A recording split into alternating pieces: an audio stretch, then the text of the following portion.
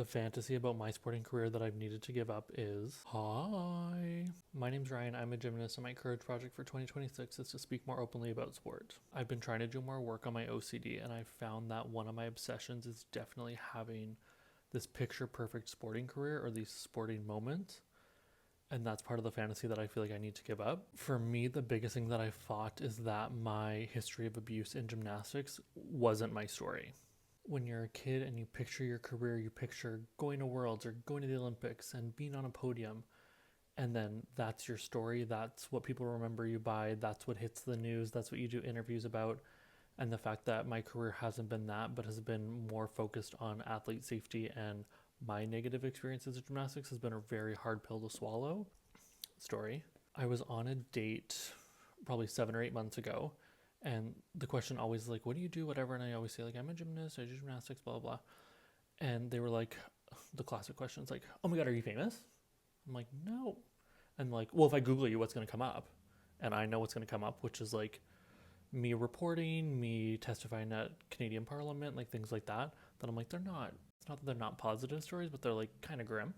And I was like, yeah, stories are going to come up. And I remember them looking me up, and it was just like Ryan Gymnastics Canada or something like that. And then like the little AI thing came up, and it was like, Ryan Sheen is a former gymnast who reported his abuse and blah, blah, blah. And I was just like, as if that's the synopsis. And I logically understand that that's like the biggest, most public thing that I've done in sport.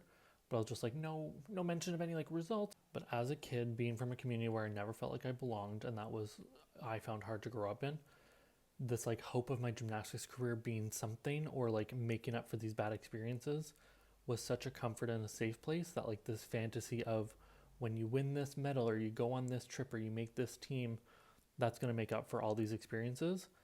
And then you look back now and that's A, that didn't happen, but B, the story of your career is so different.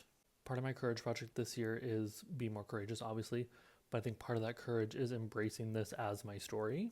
And as part of that story, it's giving up this fantasy that my career was going to be something else. I've always said, and it makes me so sad, that I always hoped that I would do something bigger or better than this advocacy stuff that I've been public for. That when you Google my name, it's not the first thing that comes up, that I've done something better or more important than that. That really doesn't honor the person who went through those experiences and that was courageous enough to go public with it. I think what holds me back in a lot of ways is just fighting that story. I put so much energy into that not being my story when at the end of the day, I think that's something I should be proud of. And realistically, what is more important than that story being out there and me having done those things? A medal, a podium. See ya.